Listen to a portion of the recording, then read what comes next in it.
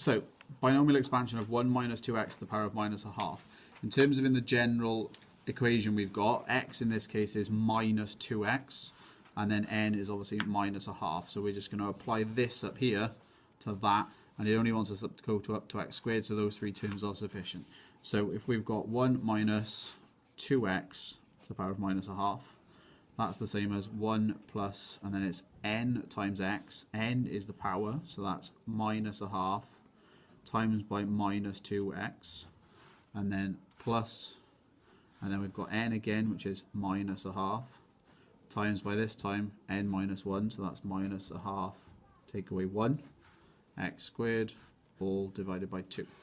Unfortunately, you can't leave it there. You do have to tidy that up, so you are going to have to expand things, tidy, multiply things out, and go from there. So we're going to get 1 plus, so I've got minus a half times minus 2, which is going to give me plus 1. So it stays as a plus, and then obviously it'll just be plus x. This one a little bit more fiddly, you're going to have to be a bit more careful. You've got minus a half. This becomes minus 3 over 2. So I've got minus a half times minus 3 over 2, which becomes plus 3 over 4, times all then divided by 2, which ends up as being plus 3 over 2.